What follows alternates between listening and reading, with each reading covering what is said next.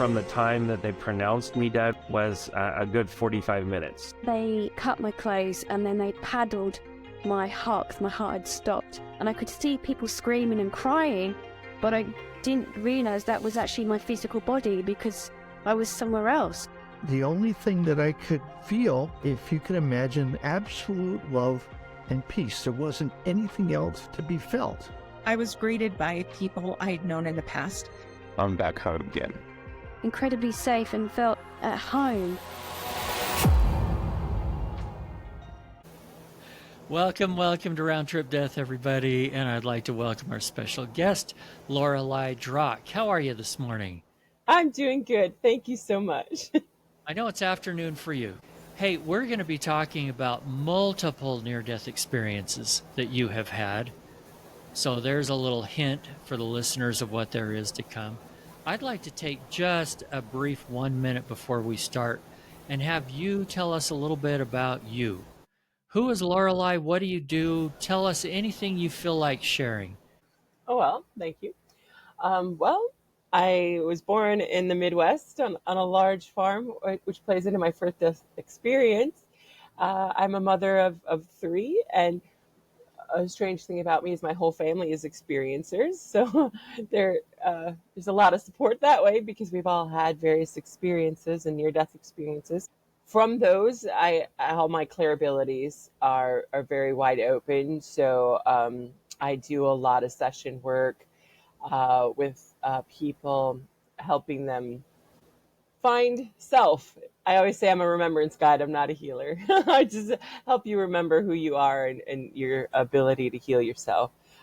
And so I have all those labels. I do not like labels. That's another thing about me. But, like psychic mediumship, I'm a medical intuitive, and all of those different healer labels you can throw out there.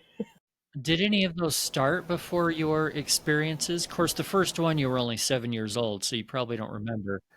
I know my mother used to say, even from the time I could first talk, that I was a very old soul. I just understood things I shouldn't for my age, and just a keen empathy, that others didn't seem to quite have. So I am not sure on that either, like you said, because it was at 7. I know I had prophetic dreams, but I don't know if they started before or after. I'm pretty sure it was after. So.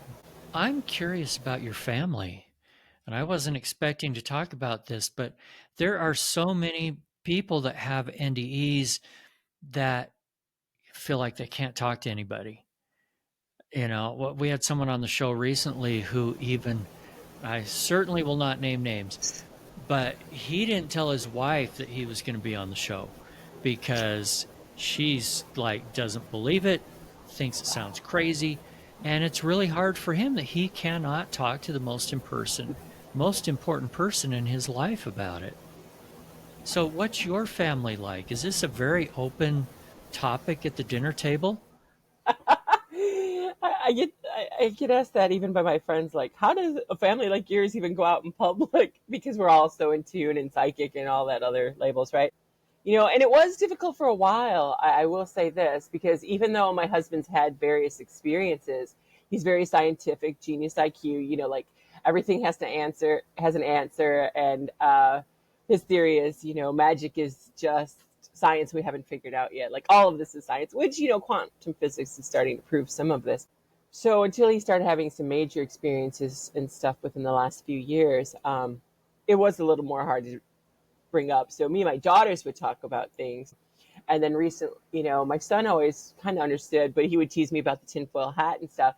But then he's had some profound experiences within the last few years. So now I'm the one he comes to because he's having major experiences. And I know, like, him and my daughters had like 2 or 3 NDEs already. I think my son did it at birth. My other daughters had 2, and my husband, I think, is like 3. I'm just saying, like, you wouldn't believe, that people are like, how is that possible? Your whole family, but just various things that have happened along our life path, and I think it was to accelerate our awareness together. It also sounds like you're all very accident prone. Well, some were medical procedures that went wrong and various Sure. things. Yes. And my two children was like a birth experience. I had very difficult births. They almost didn't make it. So All right. Let's start with NDE number one. You were 7 years old. What was going on? Give me a little background. we lived on 191 acres in rural Wisconsin, and with like it used to be a quarry, so it had 5 large ponds, and this was a drowning experience. My aunt and uncle lived across on the farm across the street, and they had come over, and it was late afternoon. So anyway, my brother wanted to go check. Must have been spring because he wanted to check if the bluegills were spawning and maybe fish. So since my mom was cooking and I was the only other one child, they're like, take your sister with. And so, yeah, so we ended up going down to the ponds, walking down there. And that led into my near-death experience because I didn't know how to swim. So did you fall in or what happened? Yeah. Well, how it went was we went to the third and fourth pond, which in the spring are very connected because when the ice melts, the water's higher. So they stopped off at the first entrance to check the bluegills. My uncle and my brother did, I asked my aunt if we could go on to the next one because I wanted to look out into what we called the swim hole. It was like 30 foot deep, and there was a smaller pond besides that where in the spring all the frogs laid tadpoles and stuff because I used to like to raise tadpoles. So I had her take me over there. She also couldn't swim, which is of note, and so was kind of afraid of water. So she stayed up on the bank, and I walked down the bank and onto this makeshift pier that my family had built with pallets and posts. And I went out there, and like the afternoon sun, how it hits across the water, it was very hypnotizing. So I was on the left side right where the sun was hitting, and I was starting to feel a little woozy. So I went to the other side where I was out of the sun and couldn't see the rippling of the water. And at that time is when she asked, are you going to be okay? I want to go check on your uncle. She had kind of like separation anxiety from him. And I'm like, oh, yeah. And people were like 7 years old and then she left you alone. But like with farm kids, we had more responsibility. And like I said, I was always an old soul. Nobody ever like worried about me that way. I'd spend all day out in the woods. It's just how we were raised. She went to go do that. And my last conscious memory is like her walking away asking if I would be okay. Next thing I knew, literally I was underwater with the air bubbles, like screaming in the air bubbles coming up in front of my face. And that's when I was like, oh my God, that's my air. And then I'm like, hold it, I'm underwater. I can't breathe in, and then I'm like, oh my God, if I breathe in, I'm going to die. And as soon as I had the thought of death, I was out of my body. I was just out watching it sink and watching the interplay all take place between my family. I think they must have heard me fall in. But this is where I connected my consciousness to each family member. So the first consciousness that I recall connecting with was my brother. And he was wondering if he could run to me faster or swim that area faster. And I was laughing because I was like, I had no concern for my body. And I was laughing going, you can't do either very fast, So that was that, and I was just sitting there laughing. But then next thing I switched to my uncle's consciousness, and he was wondering, what happened and why is she leaving? They're going to blame us if, what if she doesn't make it? All of these things. And then my aunt, she was having similar thoughts, but also like, I'm closest? How do I get to her? If I don't do this right, we're both going to drown, So she decided she could hang on to like the post and try to reach me and like kind of scoop me in, like see if she could grab my hair or my hand or something to kind of pull me up. And so then, like I said, they were all running towards me. So as soon as I checked on them, I went like what I would call my higher, like I was way up so I could see for miles this time. And that's when I connected with my mother's consciousness back at home, because from that pond to there is probably another mile, right? So, and she was cooking. She was wondering if we caught anything. I think she was chopping up vegetables for chili. And so as soon as I checked on her, I completely left what I call the earth venue. And I was up in what this like, only I can describe as like rolling mist, like clouds. And I could tell I didn't have a body, and this guy didn't have a body, but I could tell there was some like a presence with me to my left.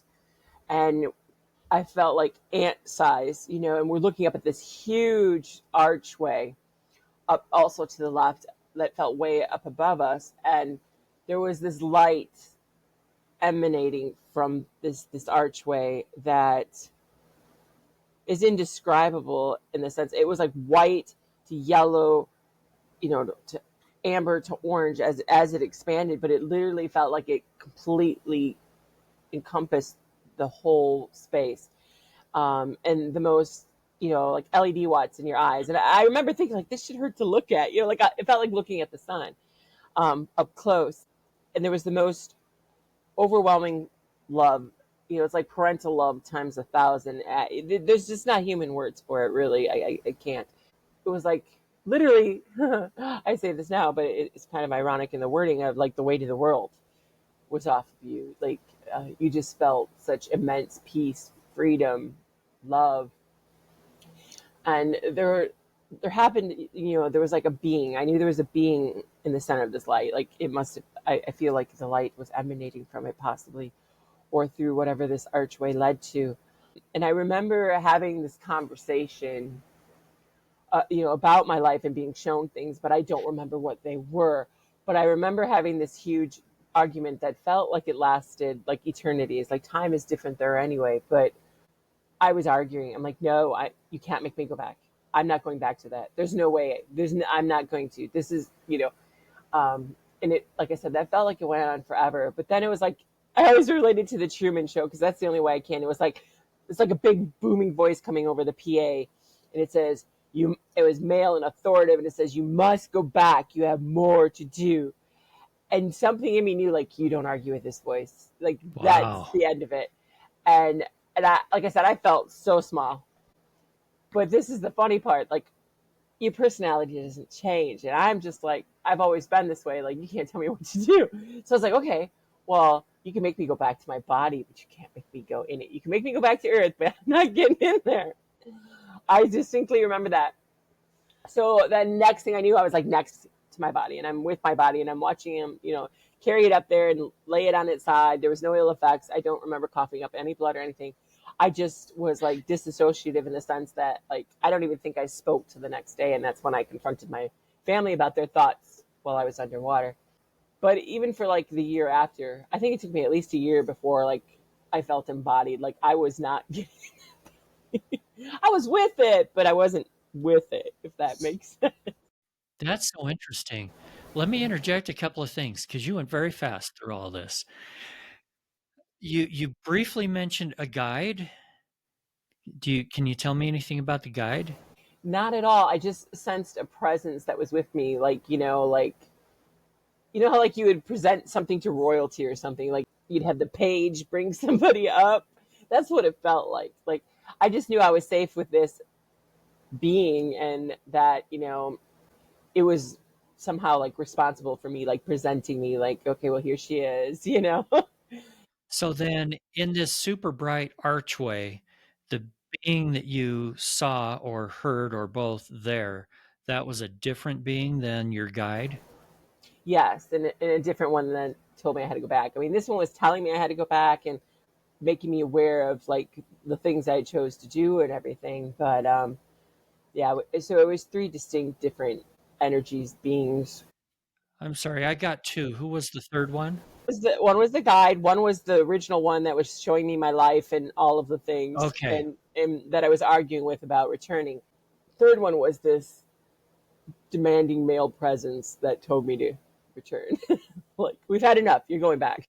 You've had a long time to think about this. Who do you think the demanding male presence was? I honestly cannot say I'm sure. Like, I kind of understand now through all of my different experience that that light and that person showing me my life was my like higher self, or whatever you want to call it, my oversoul, whatever. The totality of me was that light.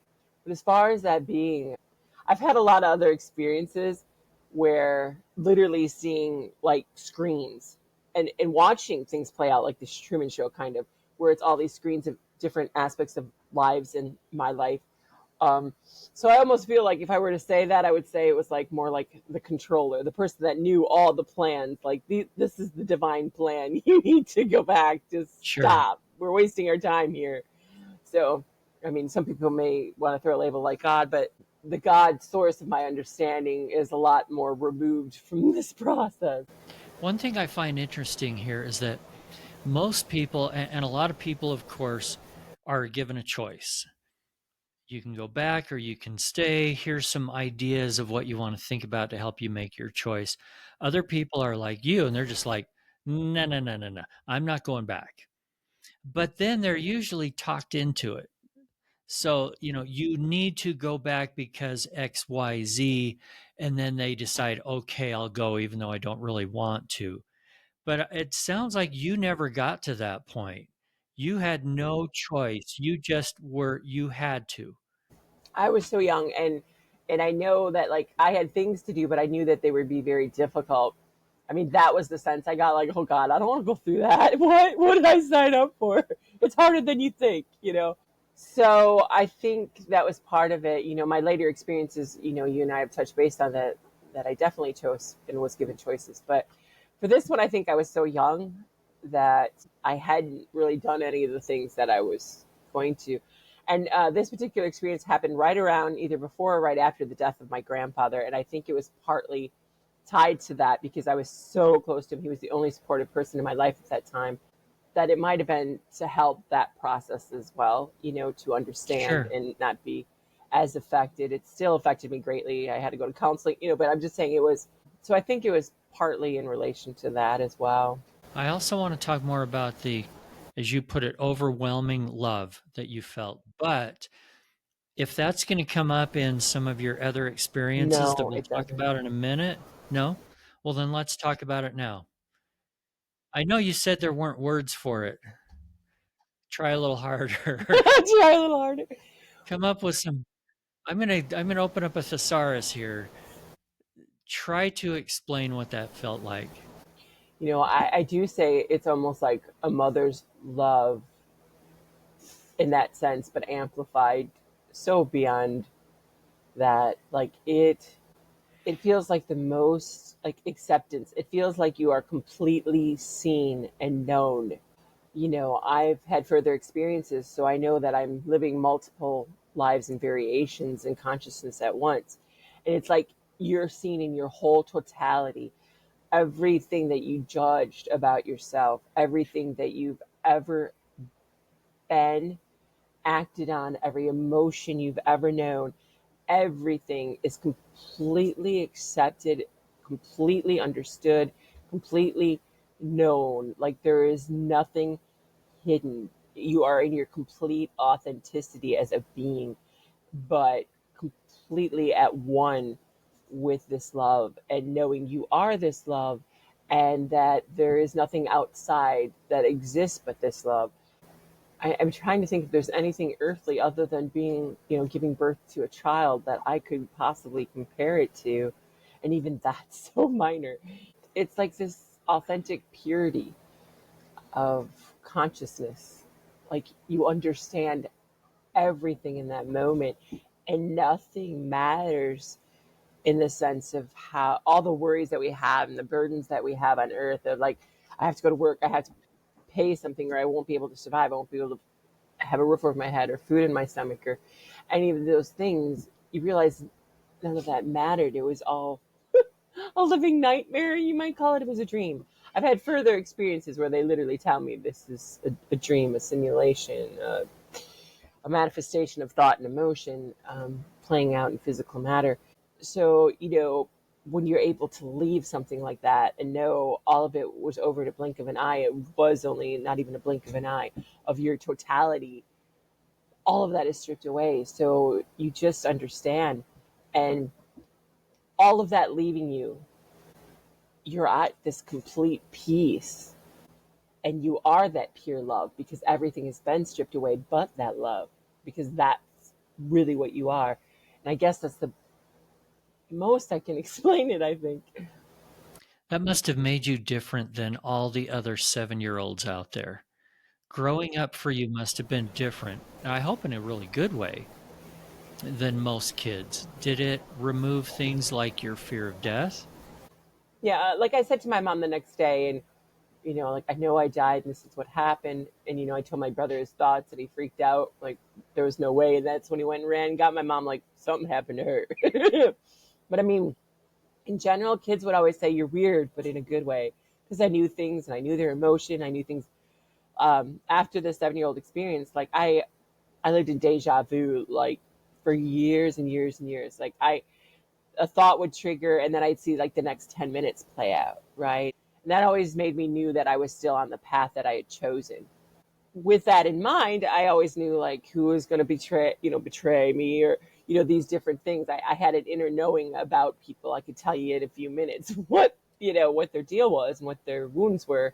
So yeah, it made it kind of difficult in some ways because I literally could sense when people were prepared to die. Like usually 2 weeks before, they would start to look like melting wax dummies as their soul energy would leave their body. Later years, like in my later 20s, I could tell when people were going to be born. Like within a year, you're going to have a daughter, But back as the 7-year-old, 7 to 12, that was very hard. And I would get very ill. And there was a certain weird pain I'd get in like my stomach that told me somebody was about to leave the venue. And that was something that kind of frightened me, obviously, as a 7-year-old, and seeing that as a 7-year-old. So that's something I kind of asked them, like, this is not what I want to know.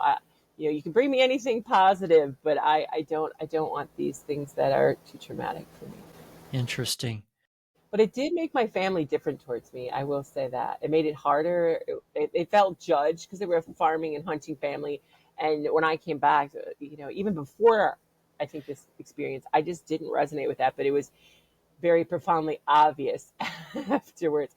And because I knew their thoughts and different things, I always played. My mother called it the devil's advocate. I don't like that term, but like I could say, well, this is how they're seeing it, and this is how they're experiencing it. They don't mean to be this way. So like I would constantly do that, and it drove everybody crazy.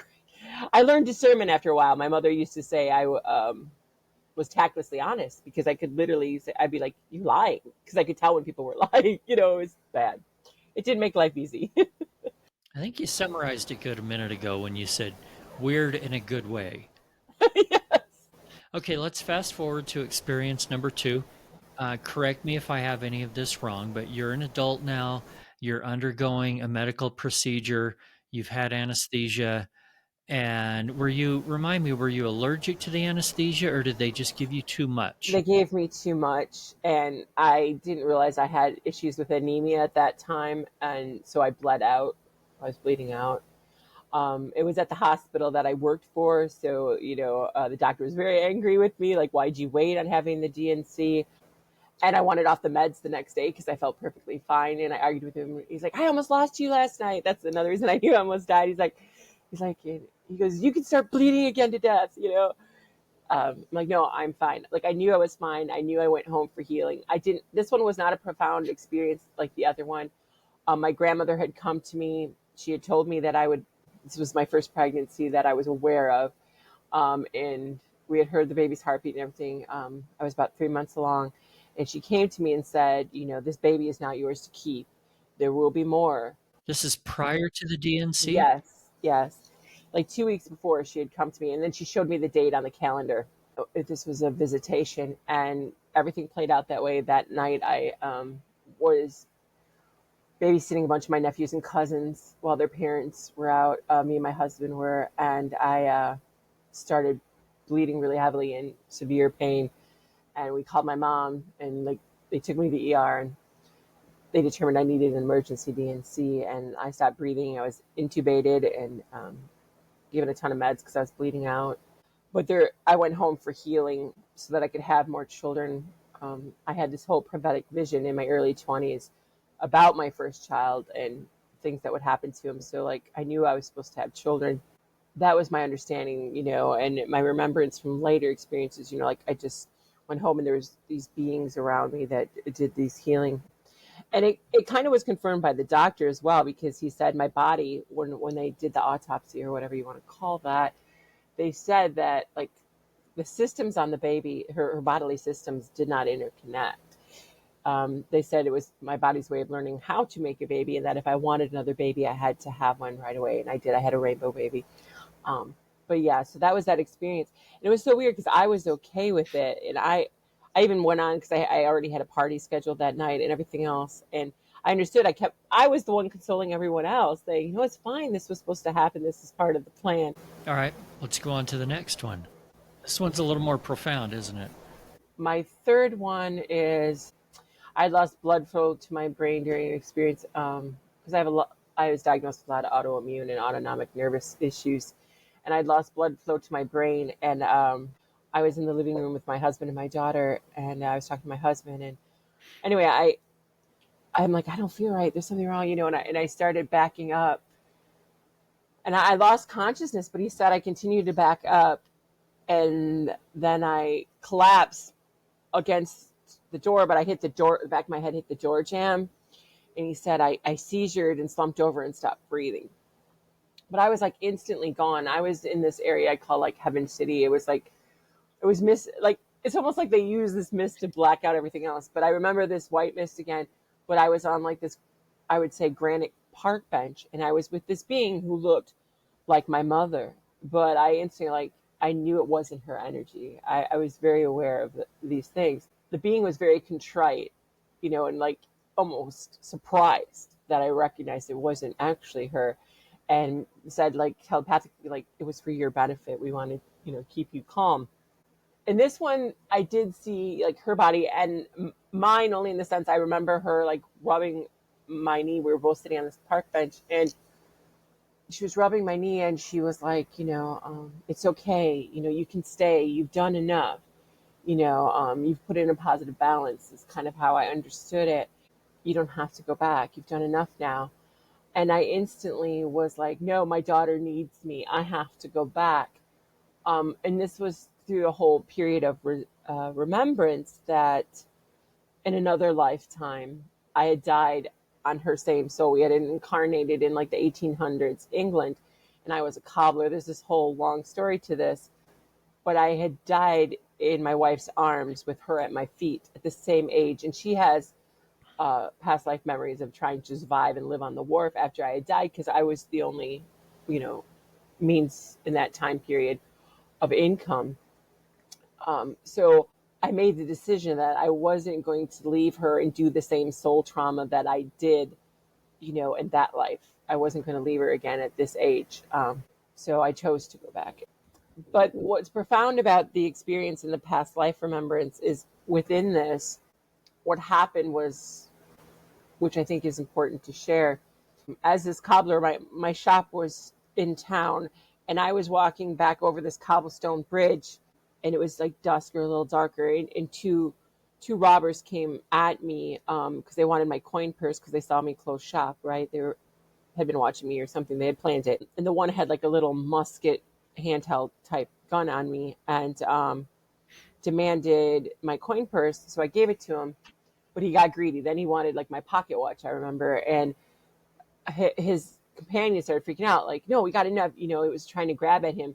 Well, my family is a gun family. If you know anything about those old muskets and everything, that's hair trigger. It went off and it shot me right under the right rib.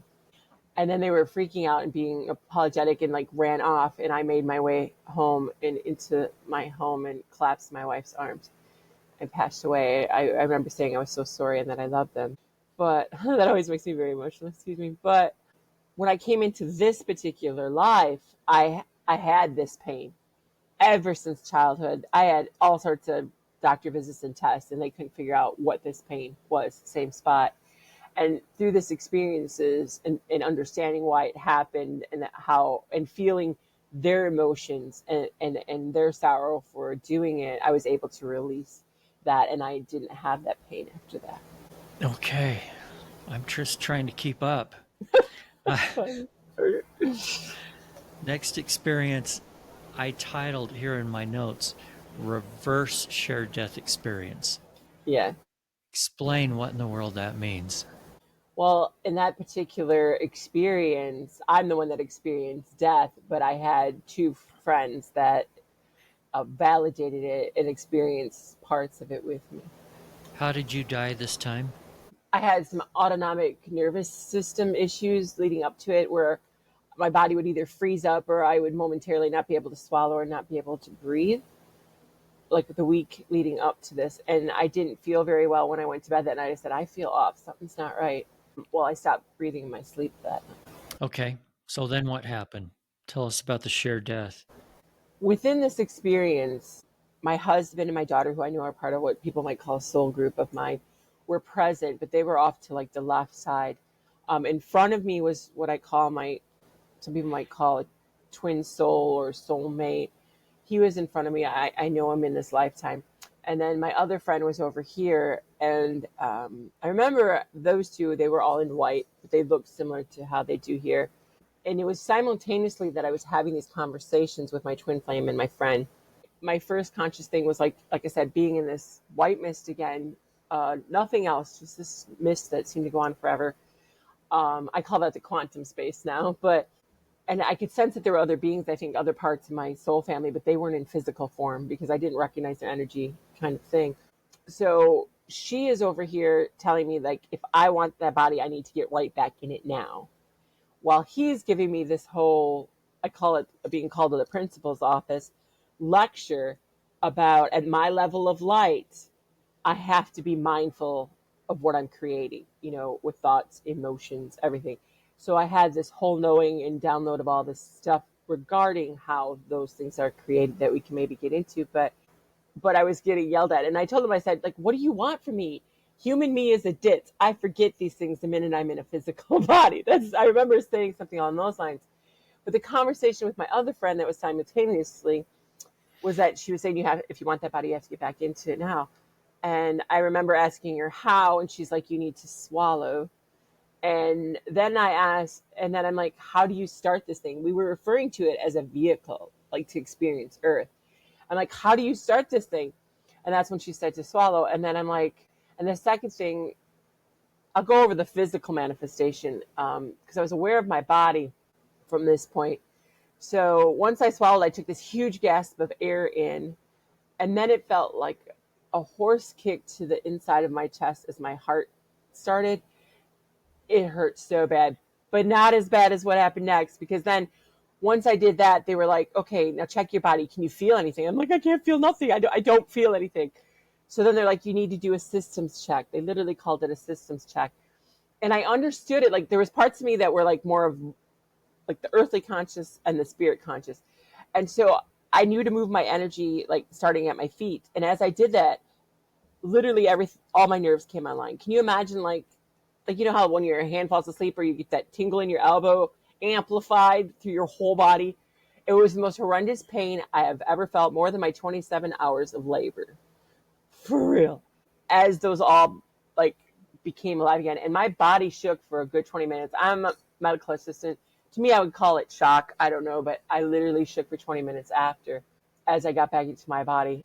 That's the whole play out, other than, like I said, the conversations that I had. But I remember there was like this test with my twin soul. And I remember them telling me there would be a test, but I didn't remember parts of this test. Well, the next day he contacted me saying, because he's very sensitive to my energy. If I'm wounded, if where I am, he's like, you weren't there. You completely disappeared. He's like, I thought you died. He's like, and there was this whole thing. He's like, I had to do some test where I had to I had to drink of your body and you had to give of yourself in order to do this whole thing. He had all these memories of it. And I had different knowings of it. So that I was like, holy shit, that really did happen kind of thing. Like what? And then my other friend called me and she's like, I had this whole vision and I was over your bed and you were laying dead in it. She's like, what happened? And I'm like, oh my God, So I knew, that this had really happened. Not that I had a question of it because I physically felt it, but, it just cemented it. And I was really, really, that one took a long time. I noticed the progression through my NDEs. It took longer and longer to integrate, and it was more traumatic in the sense of, it's like the more you have to lose, the more traumatic it is. Like, when I was little, I hadn't lived a life. It didn't affect the ripples of my existence. But the longer you live, the more souls and the more life paths you affect. So the more your choices, whether to stay or go or things you do, affect that ripple. And so I was like, it was more profound that, I had that experience. How long do you think you would stop breathing for? Well, the urgency that like my body wouldn't last much longer, that I had to get in it, tells me it had to be a while. And the fact that I remember my jaw being wide open, I remember my mouth being so dry, and all of those things that, and that's kind of traumatic for me to remember because that's my mother when I found her dead was like that, So it very much triggered that memory, like kind of creeped me. So I know I had possibly been gone a while, especially how much it hurt to try to bring it. Well, yeah, and that's what I was thinking about. I mean, it almost sounded like you'd been electrocuted or something, the kind of pain and sort of zapping nerve pain that you were having. But I think And it was that, systemic. It was, yeah. yeah, I think that the moment that someone stops breathing, their heart stops, whatever, the physical body starts degrading. So it would make sense that if you felt like you were gone for a while, in physical terms, that there would have to be something to go through as far as, I hate to call it a jump starting, because it wasn't really jump starting your body, but if there had been even a few minutes of degradation, you have to overcome that. I think that's why it was so painful. Yeah. Yeah, and pain is very normal for that kind of thing. I mean, I've interviewed people that have been gone for, pretty much documented for 45 minutes, hour and a half. Wow, it's rough coming back after that kind of thing. Body's in bad shape. Of course, it was in bad shape to get him dead in the first place, but then the longer it goes on, the harder it is to come back. Okay, last experience we're going to talk about here. You had an experience with the void, and I get people mentioning the void to me all the time. Not everybody experiences it, but some do, and I hear it explained in different ways. So tell me about your experience, and then let's talk a little bit more about it. Well, this one I had inadvertently ingested something with monosodium glutamate, and I'm highly sensitive. So if you know people with those kinds of sensitivities, it does trigger some kind of like those autonomic nervous type issues. And so once again, I stopped breathing in my sleep. I've been tested for apnea. I don't have it. But I had stopped breathing in my sleep. And I was in this black velvety void that seemed to go on for an expanse of forever. And it kind of reminded me of like being in the womb, to be honest, like how that might feel. And I remember being shocked because I was like, I'm here. Why am I here? What's going on? I'm like, there's no way I can have another, I can't be dead again. Like I thought we were done with this. I did what you said. I agreed to come back to be of service. I forgot to say that with my fourth experience. I knew what was coming. And I even said, no, I want to get back to my body. Get me back in there now. I worked too many lifetimes to get to what we're going to, experience. So I thought I was done. I'd done everything else. I was kind of shocked and a little angry. I'm like, why am I here? What's going on? I've learned, everything. And kind of probably some ego playing in there. And I'm like, where's my body? And the same thing kind of happened over again as far as, getting into my body. This time my heart hit like 8 times. It felt, but it was not as painful as the first. So I know I wasn't gone as long. But I remember asking these things and why I was here. And I had this huge, I'm still integrating this because this was just December of this past year. But I remember, it was pivotal in the sense that it was the direct opposite of my first experience. There was still love there and there was still nurturing, but not amplified. It was like, being in this darkness.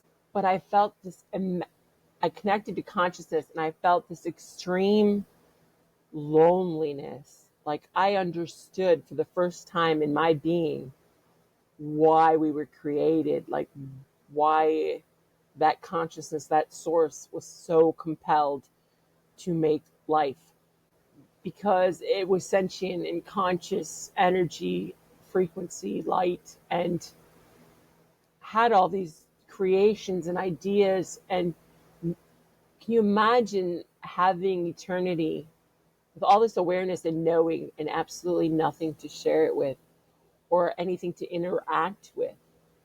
Just you. It's just like that love. I can't explain this as well as I would like to. So I understood why I was having this experience, why I was alive, and what I was helping doing. It was like this huge symbiotic love. Like that consciousness got to experience everything there was through me, but me as a collective could see itself in everything. I understood that we were like a mirror of this conscious energy source, God, whatever you would like to label, to create and expand from. Like we were just all these little fractals of light from this same thing. But it showed me like how he created the first, and then they could interact. And that one was like, there's nobody who completely understands me. And that one fractalized, and all these creations came from this conscious need to be understood, to be loved, to have something outside of ourselves, to truly see ourselves. And so this depth of that loneliness prior to and why it was created was very profound for me. But as I was leaving this particular experience, how I had the booming voice in the beginning, this was a female voice that I can't say I can connect with anything. That was very loud as I was coming back, that said, there's only death because you believe in it, or you continue to believe in it. The you felt like a collective you, like, how we're all fractals of the one, at least from my experiences. I won't claim it for anyone else. Through that, I understood like two things. I kept creating death experience because I felt like that was the only way. Like people think going to heaven and dying is the only way you can connect with this love, this source. And that is not true. And I kept creating these experiences to go home, to feel that complete detachment, that freedom, when you can have it here. But anytime I got too caught up in my story, or my story felt too out of control, I would go home. And also, I understood that I was the one creating the veil from, like, in my first death experience, they had given me the understanding, like the caterpillar story, that I told my mother that we were in the caterpillar stage of soul, like human evolution. Through my other ones, they're like, it's the chrysalis moment where your DNA is all being rearranged to take flight, because we're headed towards light bodies and more conscious, loving awareness in that higher frequency of consciousness. So I just understood all of these things. And because those frequencies, when somebody passes, they're at a higher state of frequency, they left the density that creates their physical body. We were creating that veil that separates us. Like, how I said, I am able to connect with spirits, animals, trees, people that have passed, all of these things. They have consciousness, including our body. One of my experiences that, like, our body also has these energetic agreements with these organs, and they're their own consciousness choosing to have this energetic agreement to be our physical body. So they have voices and consciousness and needs as well. So my understanding through all of this was like my belief and the things that I had created were the only things separating me from spirit, from my loved ones, everything, because in my mind, they had died just because they changed form when they were still all around me and trying to communicate, but I couldn't recognize it. So they were just saying, like, we keep creating death in part to have new experiences, but it is a belief, just like heaven, hell, all those other things. They're beliefs that have been built upon. So anyway, that was that experience. So do we need a different term for death? Some kind of a term for when our physical body stops working?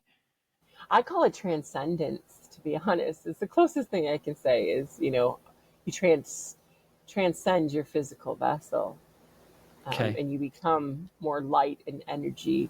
You're still conscious, still same personality, going and doing and living different things, but there is no death in that sense. Conscious energy cannot be created, cannot be destroyed.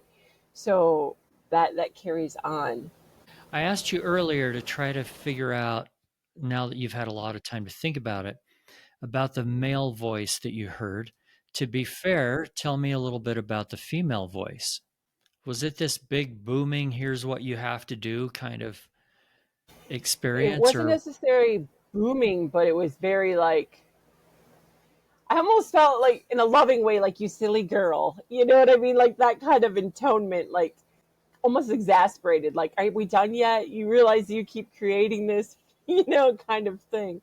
well, you're a parent. Don't you do that with your kids sometimes? Yes. It felt very maternal. Ever since I was a small child, I've had Mary Magdalene type energy and visitations of that kind of energy. And in between my fourth and fifth, no, my third and fourth, 2019, I had this huge, profound experience with a being known as Yeshua. He told me not to call him Jesus. He said Yeshua. That was probably more profound than my NDEs almost. Anyway, so like to me, I understand that it felt more like those kind of parental, motherly beings, if anything. If there were to be a label, I mean that's the more Christian label. To me, they go by many names, as they say, but it's the same energy. I promised that we would talk a little bit more about the void. This is something that I don't totally get. It's not something that I find in religious scripture and places like that. Doesn't mean it doesn't exist. I've had it described to me as a very dark place where there's like nothing, also described as this dark place where there's everything and there's life. And I believe you mentioned feeling lonely, but also love and nurturing. Take me down that path. Try to explain that a little bit more. Well, my understanding of this particular void, I'm not saying they're all the same. Yeah, they may be different for My everybody. understanding is there is various places like when I go to what I call the white void is more like the quantum space where everything's created and all knowledge is there at once. That's the different void. This particular one I understood to be outside of the whole creation. See, my understanding is heaven, hell, whatever labels you want to put, and all of these different levels and sub levels of all of this are part of that whole creation that we have created and have created. Where this particular void was like outside of that, it was outside of all outside of creation in that sense, if I can say it like that. So that in itself was very, I don't want to say, I don't like the word trauma at all, but it was very surreal to me. Like, okay, because it was almost like looking back on creation itself. I felt safe. It seemed to go on forever, but I didn't sense anything there, other than this presence of consciousness. Do you feel like it's a temporary state? Possibly, you know, my kids had me watch the show Supernatural, and I never had. But do you know how? I don't know if you've ever seen it, but maybe your audience has, where they send these angels to this place. They don't reincarnate. They don't do anything. They go to rest in this place that's just like this black void, right? Sort of. And it kind of, to me, it was like that. Like it was outside of creation. It was outside everything. And where like spirit just goes to be at rest, literal rest, where like, other areas of this whole creation, spirits are being guides or they're continuing to work on something or having other experiences. Here is like rest. It's just that eternal peace. Like if you want to go to rest, not reincarnate, not want to, like you can rest with source. And that's kind of what this void felt like to me. But it sounds kind of like a place where you don't progress either. Yeah, I think it's kind of like if you've fulfilled, like you as a soul, at least my understanding, can decide when you think you've like fulfilled everything you want to experience. And I think it's also kind of like the womb, where it is an internal rest, where you're not having any experiences, where you're just waiting for the next experience. So I don't know if it's an eternal rest, but it feels like a rest place. If that makes sense. Well, and you mentioned earlier this super bright light arch. And then, of course, in this void, this black, velvety, sort of dark place. Why do you think they were so opposite? What was the purpose of that? Because it doesn't sound like one was good and one was bad. No, they weren't. And that's just human judgment. In spirit, to me, they always show me everything has its purpose to take you to the next level, the next understanding. So for me, I think there are so many, I call it layers of truth and experience and things that have been created. I think that's why, even though they have commonalities, these experiences are all different. I've had 5, and each one was completely different. I went to a completely different place. And not because I was being judged or not worthy of this or that. There was no judgment in any of these, other than, like I said, my spirit team going, at your level of light, you should know better. Stop, you almost killed yourself off and you got stuff to do, So to me, all of this we've created in one form or another. They've shown me literally like a Rolodex. We're constantly making choices and picking different timelines by those choices of what we want to experience. And deja vu, and like now, it used to be deja vu. Now it's just, I see like the number 19, like that always tells me I'm on the path that I chose. 19 is my path, So there's always those signs that I'm staying with the choices I had planned, and experiences. And I did have a profound experience with Archangel Michael that helped me understand this a little bit. I was very upset about a few years ago because some of my health issues had revisited me, and I had already made the agreement to be of service. So I was like, if you want me to continue to be of service, you need to heal this physical vessel. I agreed to do this. I'm doing what I said. I can't do what you asked me to do if this keeps breaking down, kind of thing. I was very angry. I think I was swearing. I'm not even sure, to be honest. And I literally was taken out of body. And he said, he's like, I can't remove what you've already pulled into your experience. I can only ease your attachment to it so it moves through your experience faster. And that gave this whole line of remembrance that he showed me, because sometimes we plan certain things, or, we plan an illness, but how deeply we attach to it is how much it plays out in our experience. He showed me, like, whether you have a sniffle or pneumonia is how much you feed it, if you get in this whole fear thing, and like how much you feed into it. And I realized, like, yep, I was back to feeding being sick, which I had left behind many years ago. Like, to be clear, like it's almost 10 years ago now. I was almost completely bedridden. I could still get to the store, but I was very weak. I found out I was severely anemic, and my liver and kidneys were shutting down. They were at the beginning stages of failure. And I saw this meme, like, what thought are you feeding? And I realized I was feeding sick. And from that point on, I completely flipped the switch. I stopped chasing all the experts and studying all my supposed 16 autoimmune and comorbidity diagnoses. And I just, I chose differently, and I switched. And I'm not saying there's anything wrong with Eastern, Western Med or any of those things. I've been a part of both. What I'm saying is understanding those, and that all choices are like that. All the different things we plant, it's how much we choose to experience of that experience. That's where the free will plays in, like how deeply you want to experience things that you had put on your path. All right, before we wrap up, just a couple of quick things, because we've covered so much territory today. You need some kind of spiritual frequent flyer miles or something for all of this that you've been through and places that you've been and seen. But first of all, what's your level of fear of death? Oh, I have no fear of death itself. My only thing that I still have, like anxiety about is like, everybody wonders how it's going to happen, or like the whole part of suffering first, or any of those things. I was removed before there was any like major suffering. So I trust that will happen again. I joke sometimes that I have more of a fear of living than I do of dying.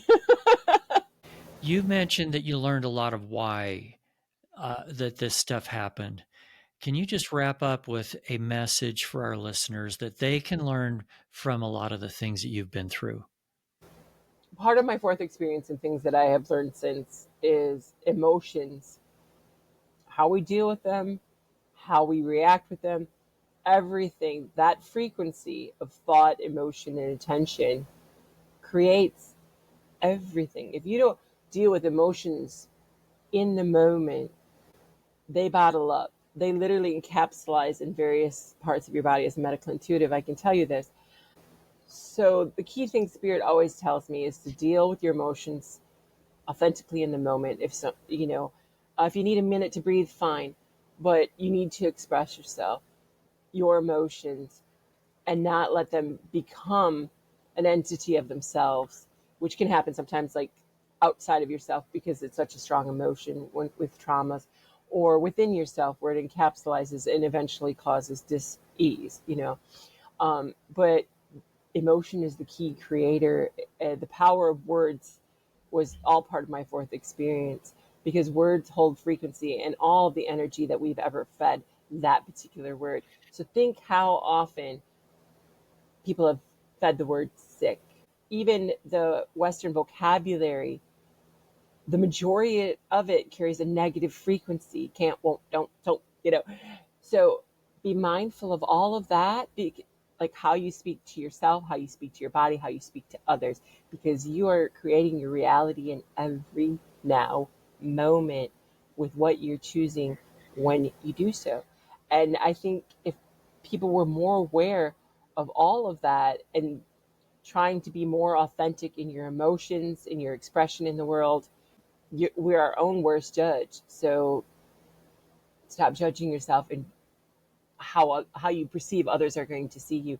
Because I have found the more authentic you are, the more you can accept love. Because if you're not being authentic, you cannot truly love yourself.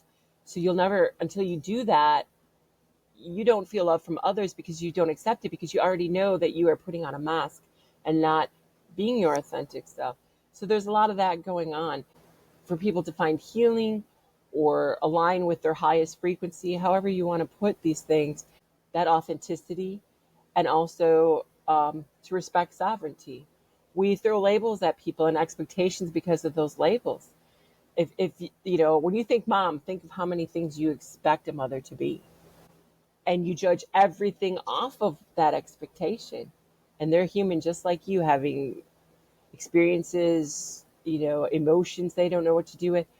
So I think overall that is the best I can leave anyone as a thought to think on, because that, no matter whatever level of spiritual awareness you have, can change everything. And to keep your mind open that anything literally is possible. We are limitless creator beings, and the more you try to box yourself in, the more suffering and chaos you create. Because I've seen it in my experience with Yeshua. He showed me all how we were creating that suffering and chaos within ourselves, and that accountability and responsibility that we're the ones actually creating it. When you take that accountability, that's when you can see great change. Sounds good. If anyone wants to reach out to Lorelei, your website will be in the show notes. And thank you so much, Lorelei, for being with me today. Thank you so much for having me. It was really fun to have a conversation with you, and I hope I can impart some of the things I've learned through my experiences.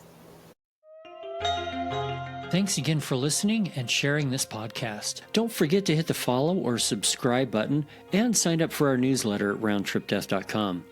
If you want to share your near-death experience, or if you have questions or comments about the show, send an email to eric@roundtripdeath.com. Until then, I wish you everything good that you're looking for in this life and the next.